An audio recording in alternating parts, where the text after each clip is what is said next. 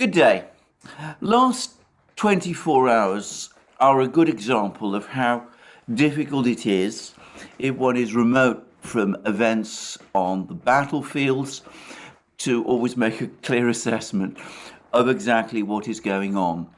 Because there's all sorts of information coming out, but some of it is extremely difficult to make a great deal of sense of. Firstly, let's begin in Ukraine with the situation in Kherson region. I say in Ukraine, though of course it's important to remember that as of a few weeks ago, Kherson region is now claimed by Russia. The Russians claim to have incorporated it as part of their territory. But anyway, let's talk about what is going on there, because there now seems to be an extraordinary divergence in reporting, giving entirely contradictory impressions about what is going on. And the first thing to say is that one particular event, which has triggered an awful lot of attention, is that the acting governor of Kherson region, now I should make it clear this is the Russian appointed acting governor of Kherson region, Vladimir Saidor, who, by the way, used to be a Ukrainian politician, and I believe, though I'm not absolutely certain about this, was in fact mayor of Kherson at one time when it was still part of Ukraine. Anyway, yesterday he made a public announcement that he was seeking Russian government help for the voluntary evacuation of people from Kherson region. Now, this was then entirely understandably reproduced across the Western and Ukrainian media. There's a lot of coverage of this in Britain, pointing out or suggesting that these comments of Saidor's pointed to a Russian plan to evacuate Kherson region, to pull Russian troops, and of course those civilians who are on Russia's side, to pull them to the east bank of the Dnieper, to, in other words, abandon Kherson city to Ukraine. Now, similar things have happened before. This is exactly the pattern of events which earlier this year, starting in August, led eventually to the Russian withdrawal from Kharkiv region. Firstly, there was the word that was circulated to people in Kharkiv region, civilians, that they should leave, even as the Russian military in Kharkiv region was starting to be drawn down. And of course, when Ukraine in September, rather in late August, early September, launched an offensive against Russian positions in Kharkiv region, the Russians did indeed pull back. Now, what was interesting about Saidor's comment is that it was quite clear that some of his junior officials, Kirill Stremusov, particularly, who is the deputy acting governor, and who, by the way, seems, so far as I can see, to be a much more visible figure than Saidor. Anyway, clearly he had not been informed about Saidor's announcement and was clearly taken by surprise. Now, and he then started to issue comments that to some extent seemed to be intended either to perhaps not exactly contradict, but to water down Saidor's announcement. And others, and perhaps this is a more valid point, pointed out that Saidor, when he made his announcement, he didn't seem to be linking the announcement about help with evacuation of civilians from Kherson city with any military developments on the ground. He didn't seem to be suggesting, or at least his words didn't seem to be suggesting, that Kherson city itself was threatened. Rather, it looked as if he was concerned or wanted to help evacuating civilians from Kherson city because of the Ukrainian missile strikes on the city. And these have indeed been taking place, and such missile strikes, no doubt, have been unsettling for some of the people in Kherson city who live there, and perhaps it's not entirely surprising that some of them might wish to leave.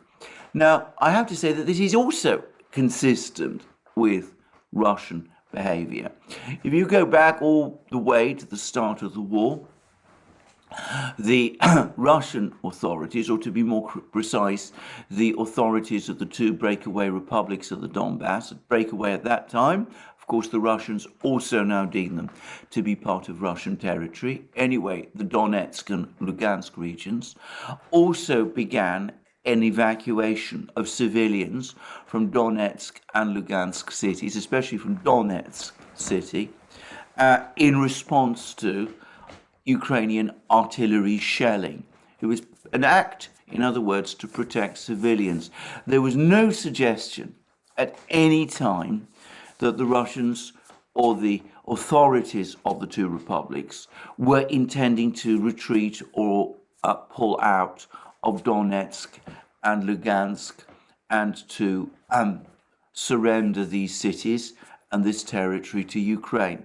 So you have two possible interpretations of this. On the one hand, it is the case that in the past the Russians have dropped hints to civilians that they should leave because they intend to pull out of certain territory and expect Ukraine to reoccupy it. And that's one interpretation of what the Russians are up to. And then there is the second interpretation, which appears to be closer to the intention behind Saidor's words, which is that this is all intended to help people who found themselves threatened and in danger and were afraid because of the Ukrainian missile attacks. Anyway, what then followed was some further equally muddled statements, or rather more confusing statements. Strumusov later on, earlier today, suggested that in fact this was a voluntary evacuation and that the purpose was to make it easier for the Russian military to conduct offensive operations to clear Kherson region, an explanation which, by the way, to me makes absolutely no sense at all. He linked it to possible dangers to the Novaya Kakhovka dam and spoke about the possibility of the Novaya Kakhovka dam being destroyed and heavy flooding arising as a result, all of which, if true, by the way, would suggest that the military situation is deteriorating after all. But then, a little later, Saidor himself came back and he said that this was not in any way evacuation which the authorities in Kherson region were urging on people, but some people clearly had been unsettled by the Ukrainian missile attacks and did want to leave, and that Saidor wanted help from the Russian authorities so that these people could be looked after, and that the total number of people involved was just 350. In other words, a very minor evacuation indeed. Now, what is one to make of all of this? I think the first few points need to be made as well. Firstly, the British Ministry of Defence got wind of the fact that some steps were being made to evacuate some civilians before Saidor made his first statement. And it may be that Saidor's statement was intended to quell speculations and rumours about the evacuation based on stories, based on an actual bulletin from the British Ministry of Defence, which did in fact talk about this evacuation. But anyway, is it actually the case that this is all just a response to shelling, or is there in fact, from the Russian point of view, an actual deterioration of the military situation in Kherson region? And is there a Russian plan to withdraw their forces to the east bank of the Dnieper River? Well, the first thing to say is that I don't know. But I have to also add that it's not entirely fanciful to think that there is such a plan. In an earlier video, in a video some time ago, I did point out that there must be some Russian military officers who feel that the decision to move west of the Dnieper, to establish a bridgehead west of the Dnieper, and to take control of Kherson city was a commitment too far, given the limited forces that Russia was committing to the war at that time, and that defending Kherson city and all that area is tying down resources, especially useful, highly trained paratroopers who are apparently the major military units defending Kherson city. It is tying down these valuable and important troops in a secondary in what is in some ways from their point of view a secondary theatre.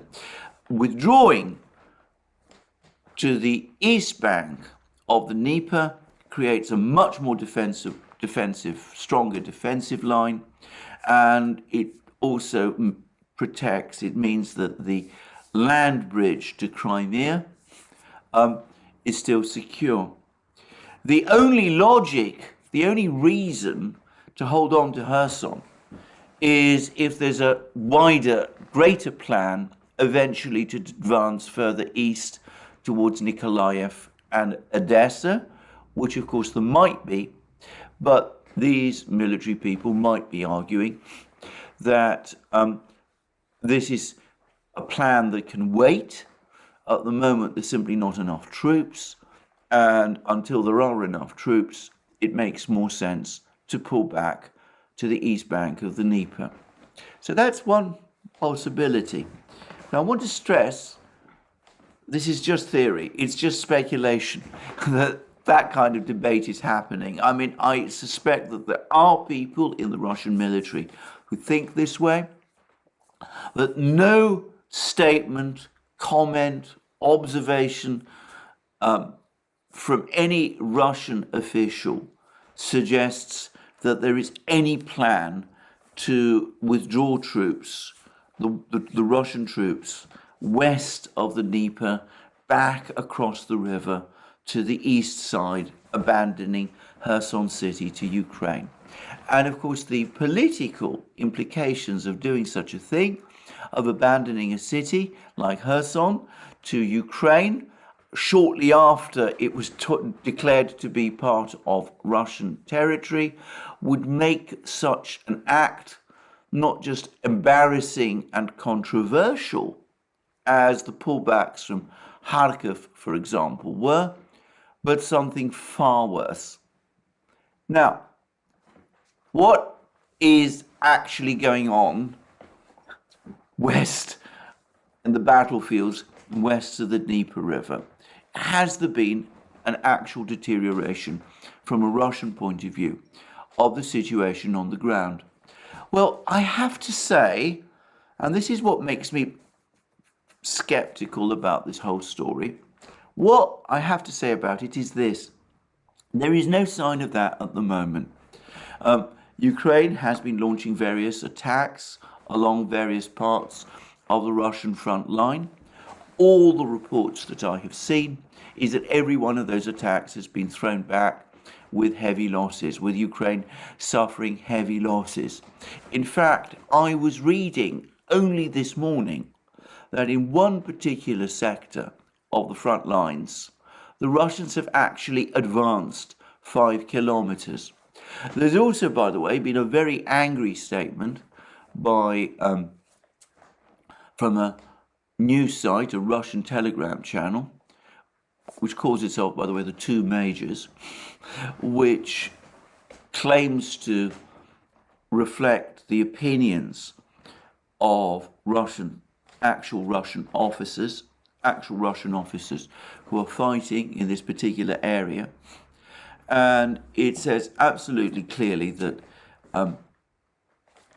Russian soldiers in Kherson region, west of Kherson region, are absolutely determined to go on defending Kherson region, and that they will be furious if they receive an order to pull back to the east bank of the Dnieper, and that doing so might even have political implications. So there is no information, no report that I'm getting of any kind of military crisis from the Russian point of view in the areas west of the Dnieper River. There's no sign that the defences of Kherson city, the Russian defences around Kherson, which are, by the way, located quite a long distance from Kherson city, are crumbling or are under pressure, particular pressure, or anything like that. However, is this actually so? I mean, is it possible that things are going wrong and the Russians are somehow concealing this, and that the fact that they're ordering this evacuation actually tells a different story from what the reports suggest? After all, the Ukrainians did claim a couple of days ago that they'd captured 5 settlements in this area. I'd not seen any real indication from the Russian side that this was the case, but perhaps Ukraine is achieving more progress than is being acknowledged by the much more extensive Russian channels, which provide much more information about what's actually going on in Kherson region. It's possible, but I have to say I doubt this. I mean, the information that I'm getting about events in Kherson region comes from all the various websites and Telegram channels that I've been talking about, most of which up to this point I have found highly reliable on the part in describing the battle, the events on the battlefields. I refer to things like sites like Rebar, for example, and Boris Rozhin's site and those sort of places. Not one of them has hinted at any particular problems for the Russian defences in Kherson region up to this point. Now, could it be that they've received some sort of order from the Russian Defense Ministry to conceal what is happening? I have to say, I think it's unlikely. I can imagine that they might receive such an order, but I can't imagine that they would actively, in that case, spread clearly false information, implying that all is well, when in fact it's not. When I say all is well, I mean Rebar specifically, particularly, talks about build-up of Ukrainian forces here and there, and tends to take, if I may say, a concerned, some would say a pessimistic view about situations on all the battlefronts, including the one in Kherson region.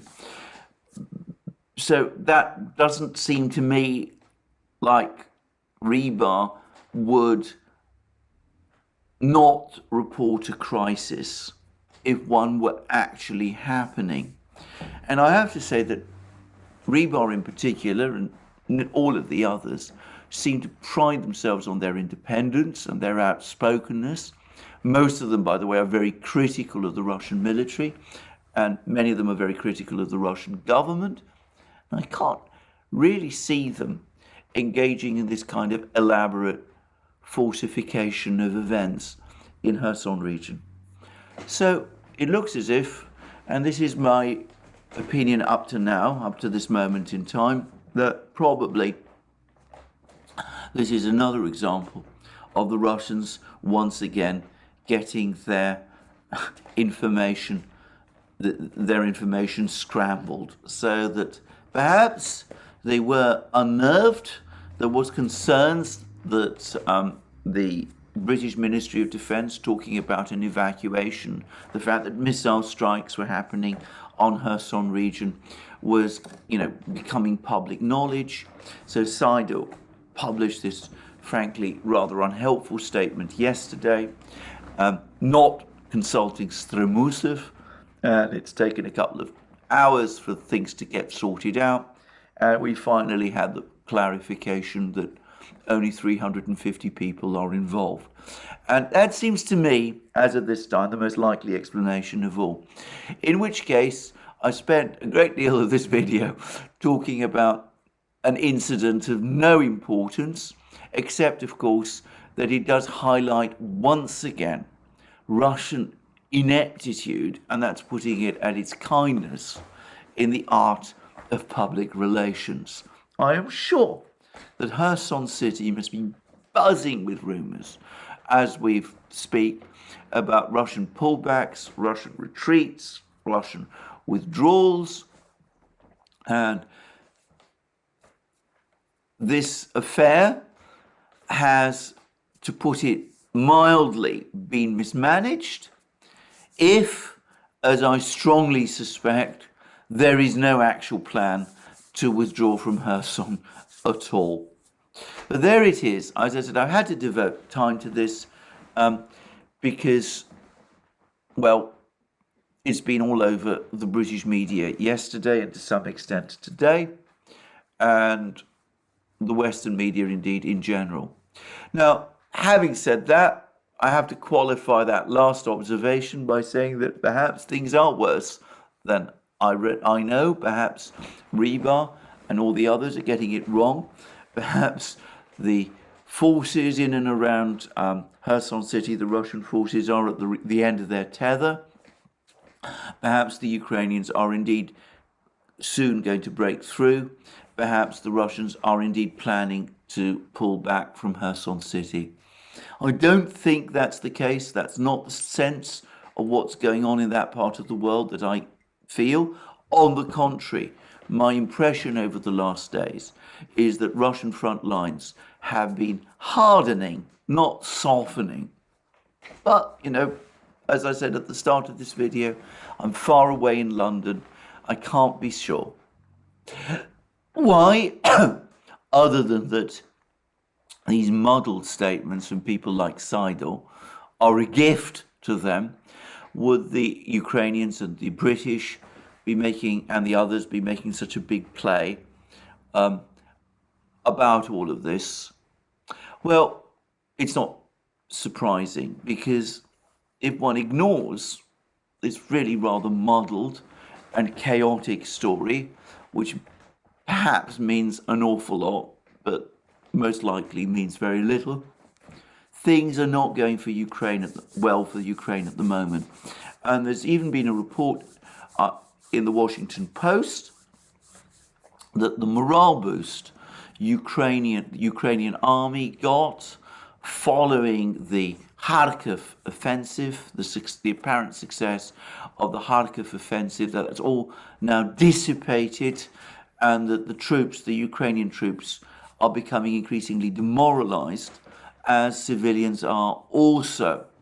And so Ukraine needs stories to raise morale, stories that the Russians might be planning, for example, to pull back from Kherson city, to abandon Kherson city, that Ukraine's offensive in this direction is about to succeed after all.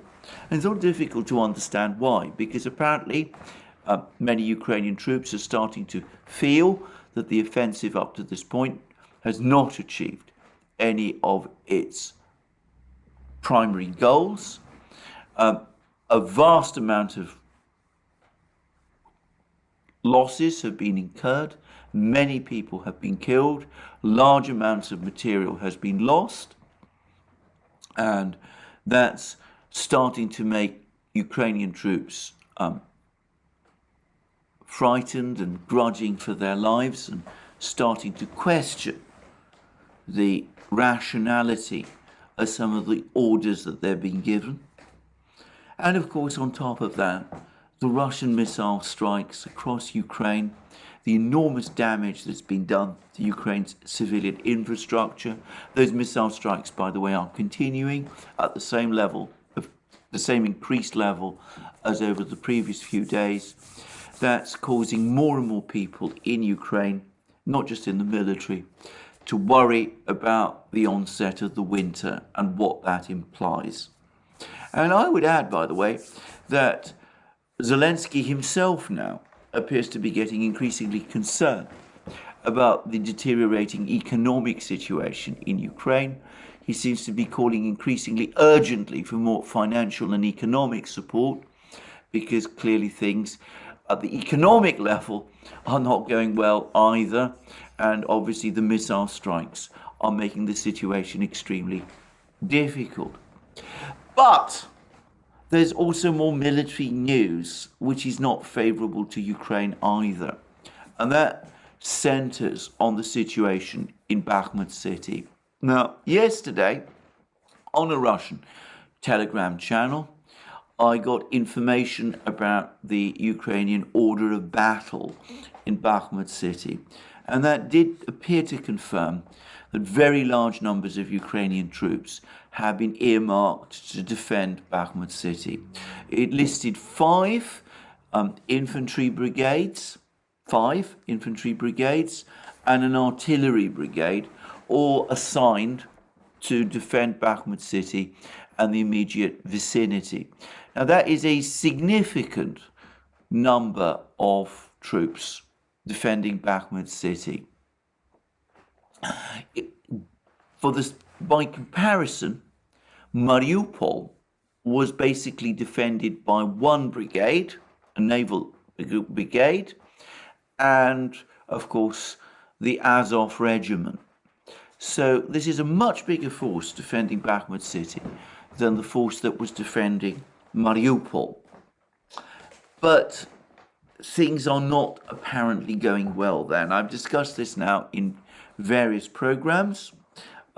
With every day, almost every hour, one gets more and more news about the vice tightening around Bakhmut, that the forces in Bakhmut are now still able to maintain communications with the rest of Ukraine. There's still roads through which supplies can be sent, but I suspect that most of those roads now are subjected to at least sporadic Russian shelling, and that the resupply is becoming more difficult, communications are becoming more tenuous, and it seems that the Russian forces, Wagner Group and no doubt others, are now operating well within the actual precincts of the city itself.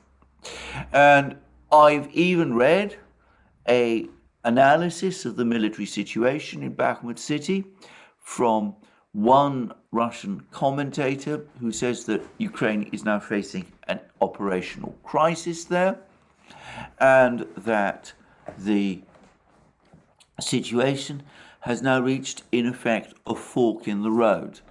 Either Ukraine must decide to abandon Bakhmut city because it's becoming indefensible, or it must strip other frontline areas of troops in order to reinforce Ukrainian forces in Bakhmut city urgently. In other words, Ukraine must either give up its offensives or give up Bakhmut city. Now that's what this particular commentator, whom up to now I found reasonably reliable, that's what he is saying. And I'm also getting now completely inconsistent information about what the Ukrainian troops in Bakhmut city are actually doing. One set of reports suggests that they are retreating deeper into the city itself. Now that would imply that an order has been given that Bakhmut city must be held at all costs, even if the Ukrainian forces there are completely surrounded. And that would appear to set the stage for another Mariupol type situation with a large Ukrainian force surrounded by the Russians and eventually forced to surrender, perhaps after many weeks of bitter fighting. Though it's worth pointing out that in Mariupol, the Ukrainian defenders were able to withdraw to the great Azovstal steel factory on the outskirts of Mariupol, whereas in Bakhmut city, the Russians seem to have been careful to capture all the industrial areas, all the big factories, before launching their advance into the center of Bakhmut city itself, so that any Ukrainian troops that want to hold out would have to hold out in the residential areas and in the central areas, and there are big, large buildings there which are defensible. They're not defensible in the way and to the extent that the Azovstal steelworks was. So maybe that's the plan, maybe to pull back, to fight on, to hope for relief perhaps from Ukrainian troops, or to hope that Ukrainian offensives elsewhere turn the situation so completely that the situation in Bakhmut can be reversed. Anyway, that's one report. I have to say, if that is indeed what the Ukrainians are doing, and there is, as I said, a multiplicity of reports which suggest that, then I consider that an entirely misconceived strategy. I mean, I'm not, as I said many times, military person, but to dig in and to defend in this way a city so close to Russia and to the Russian front lines and the Russian logistic hubs, and to do so even whilst the troops there are being surrounded, that seems to me an act of utter folly. However, there are other reports, not so secure, perhaps. One report, particularly this morning, unconfirmed, that Ukraine is taking the opposite decision, that they've decided to pull their troops out of Bakhmut city and surrender it to the Russians, which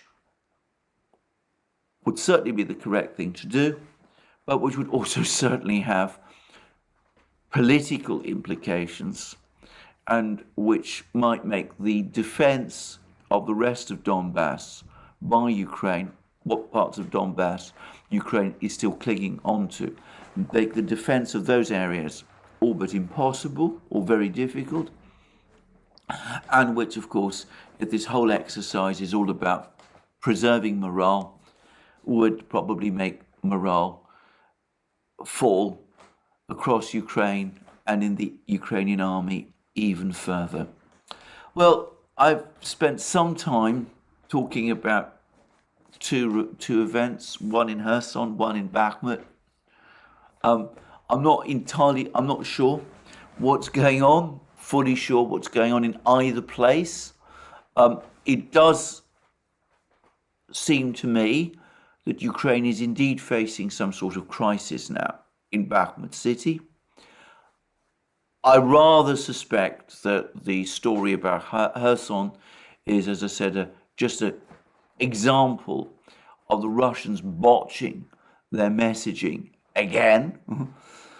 But only time will tell, definitely, what is the case.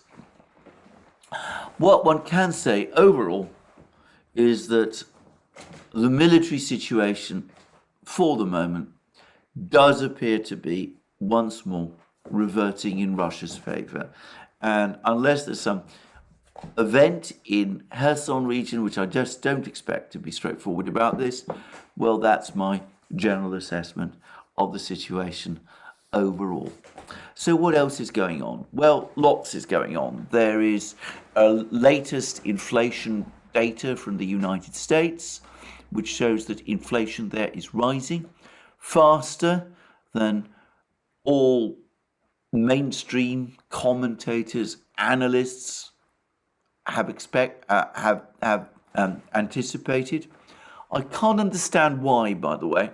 I've been talking for months, years even, about an inflationary spiral, and it seems to me that because we're so far away now from the actual experience of an inflationary spiral in the West.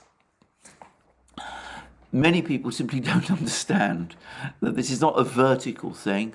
Prices of some goods can go up and down, even whilst the overall trend is firmly up.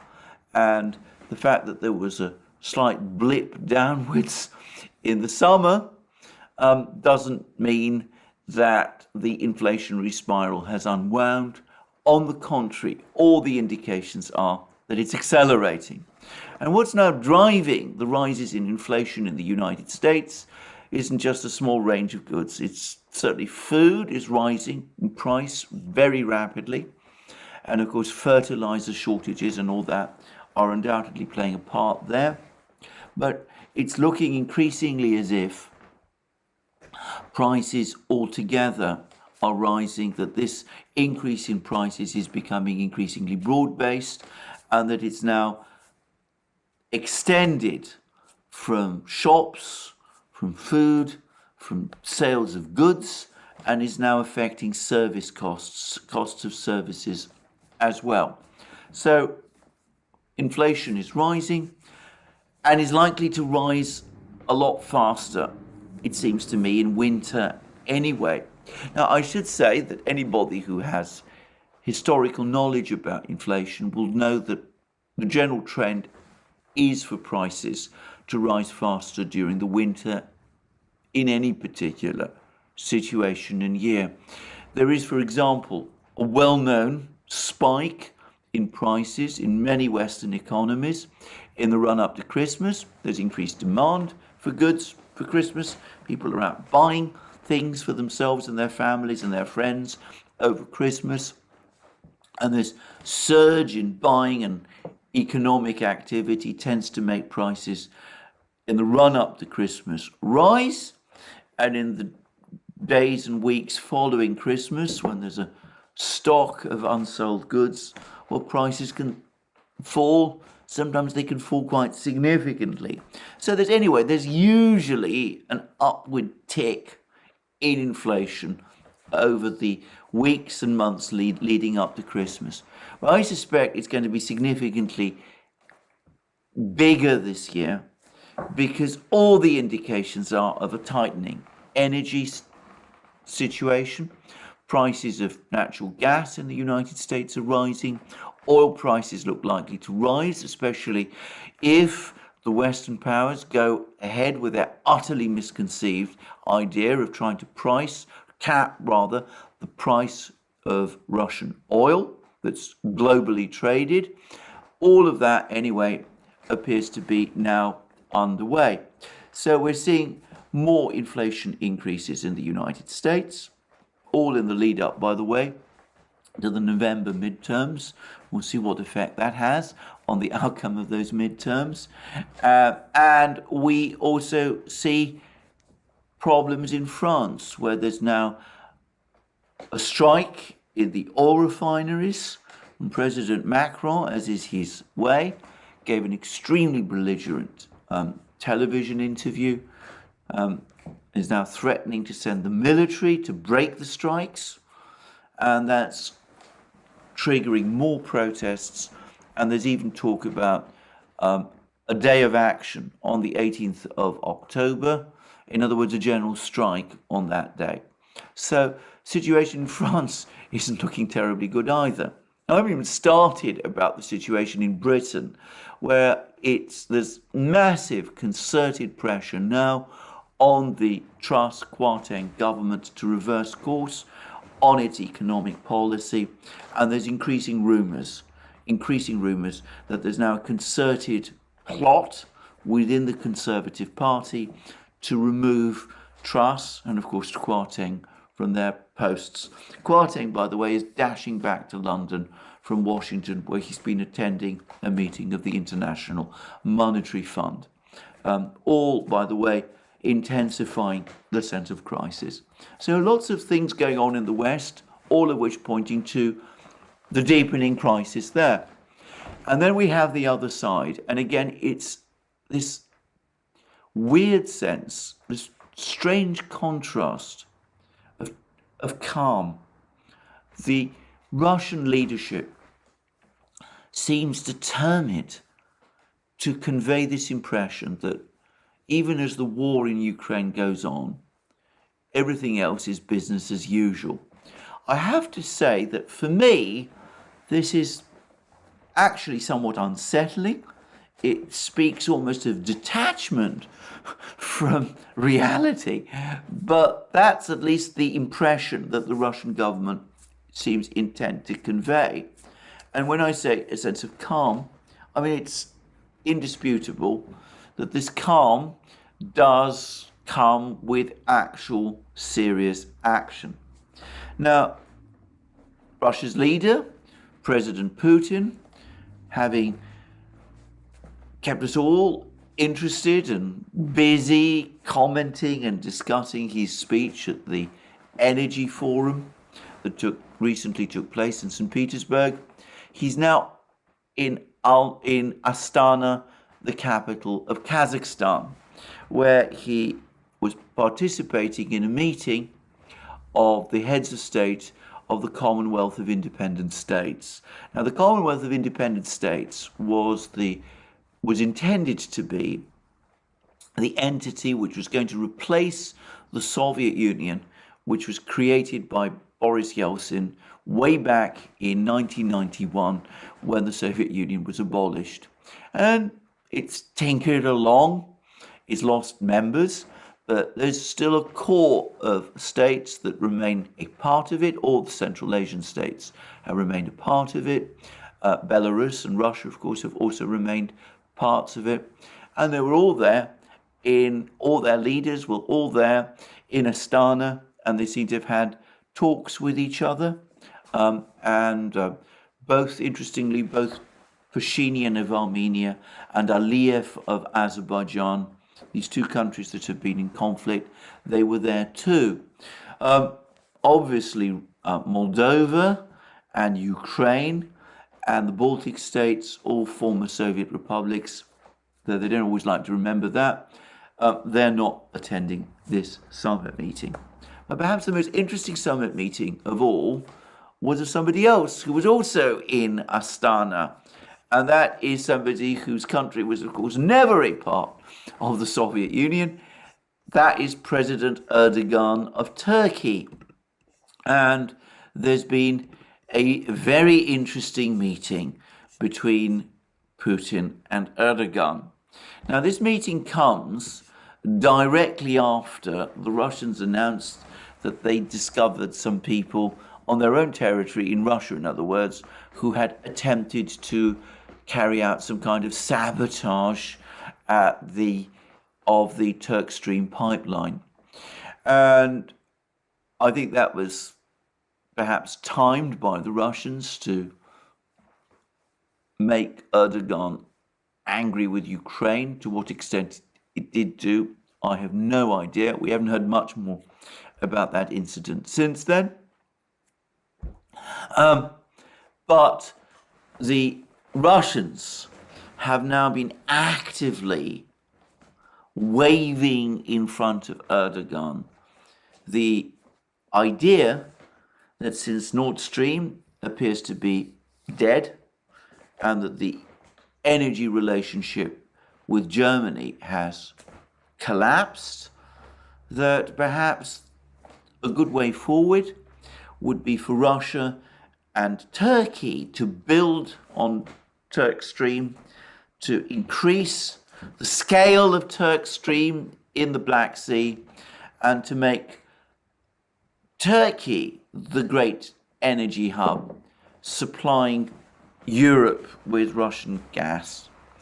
And Putin had much to say about this. I mean, his works, he says the following, for example: as concerns hydrocarbon energy, we deliver our hydrocarbons, including gas, in full and in compliance with your, that's to say Erdogan's, request.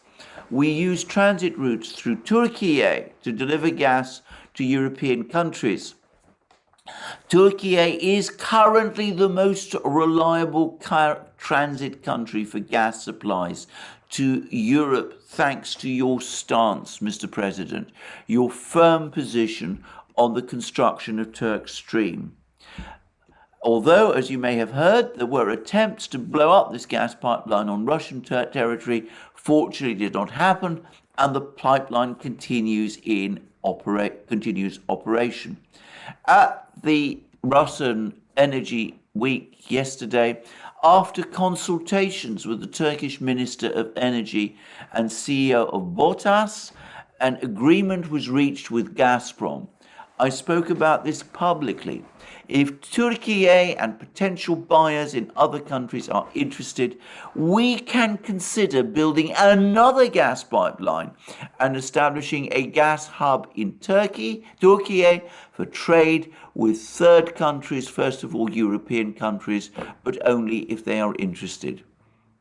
The hub, built by Russia and Turkey together, would serve as a platform for both supplies and pricing, as pricing is a critical issue these days. The prices today are exorbitant. We would be able to regulate them properly at a market level without any political implications. So that was what Putin was saying to Erdogan. Let's move forward. Let's go ahead. Let's develop this energy relationship. Why don't you become the great energy hub, providing the gas to Europe, and by the way, putting you in a position where you can turn off and on Europe's gas as you choose.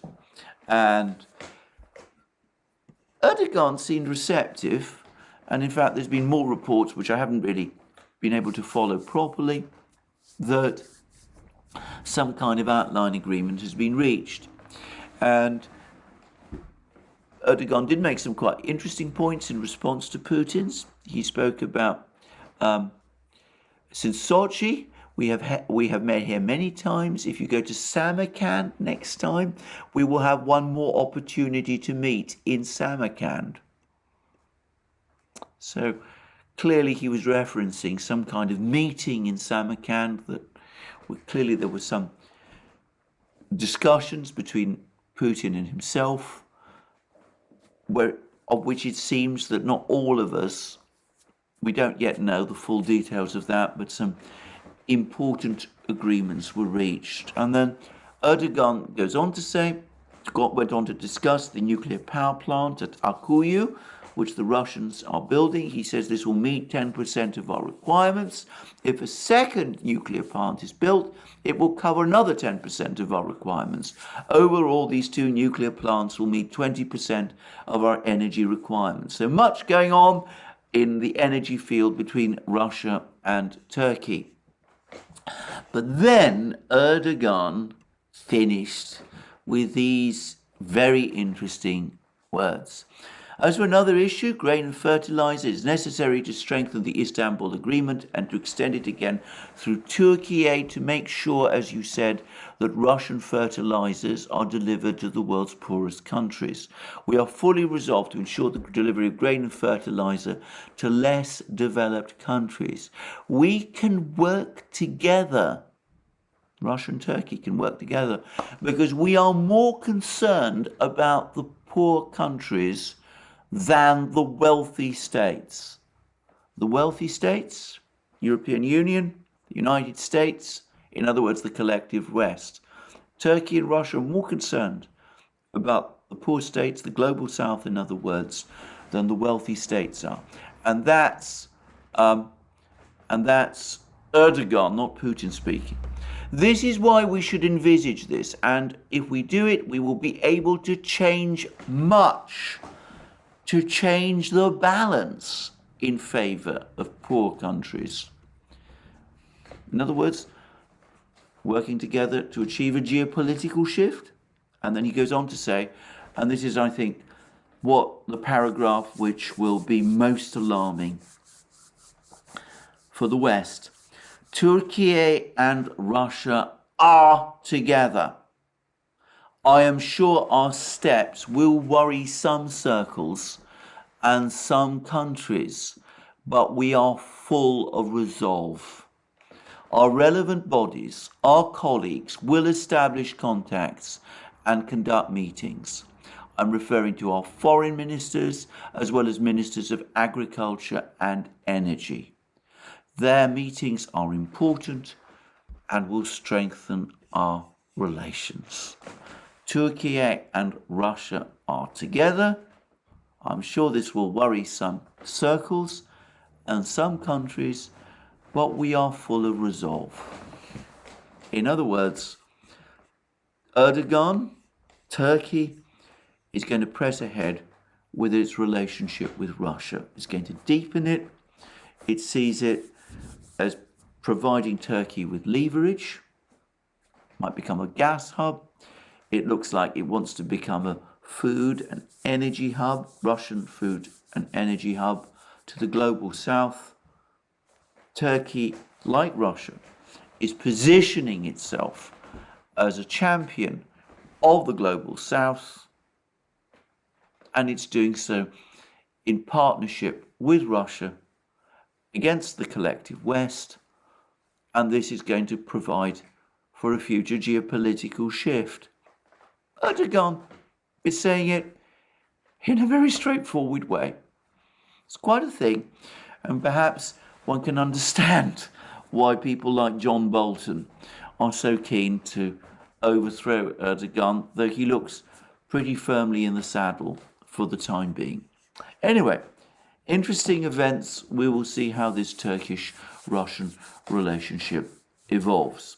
Now, can I say that this is the end of the substantive part of the video, but I do want to just make two quick observations about enormously helpful information I've had from people in the Duran community. First of all, I want to thank all of those people who provided me with information about the effect of ice on hydropower facilities.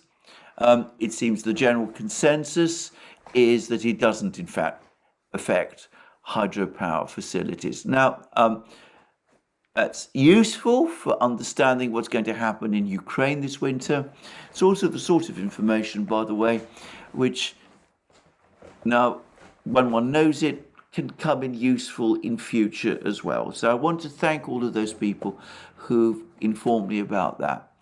And I would like to thank two people, particularly, I'm not mentioning them by name, who've written to me in response to what I said in my last video about the kind of pressure that the United States puts on countries to ensure that they vote the right way in the UN General Assembly. Two people with direct knowledge of this thing have written to me, and they have corroborated the fact that the United States does indeed put tremendous pressure on countries to get them to vote in a certain way in the General Assembly of the United Nations. So some of the things that I was talking about in that previous video about the pressure countries come under from the United States, well, people who are insiders have been able to give me information which corroborates it. And last but not least, I wanted to say to the person who tells me that inflation, the true inflation numbers in the United States are higher than the US official inflation numbers. Well, can I just say straightforwardly that I have absolutely no doubt at all that that is true. Everybody that I know who has any dealings with these, any information about these things, seems to accept that the inflation numbers are understated in all sorts of interesting ways. Lastly, and this is the very last thing, there's been a very interesting article in The Economist, of all places, which acknowledges the truth that the Russian economy is indeed in recovery, even as the collective West falls into recession. The Economist is no friend of Russia, no friend of President Putin. They've looked at the numbers, they've done their own assessments, and they have also now concluded that the Russian economy is in recovery. And that, I am sure, is one of the reasons why President Putin probably feels confident about his position in Russia. And I think that as I said, should finally end speculations about an economic crisis in Russia. Anyway, that's where I finish today. More from me soon. We'll see how the situation on the ground in Ukraine evolves, whether the mysteries and questions I discussed in the first part of this video are going to be resolved over the next couple of hours or days. But in the meantime, please remember, you can find us on our other channels, on our other platforms, Locals, Rumble, Locals, Rumble, Odyssey, BitChute, Telegram, and of course now Rofkin. And also, you can support us via Patreon and Subscribestar, by going to our shop, getting the amazing things that you will find there, our magic mugs, our hats, our hoodies, our t-shirts, our sweatshirts, and all those great things.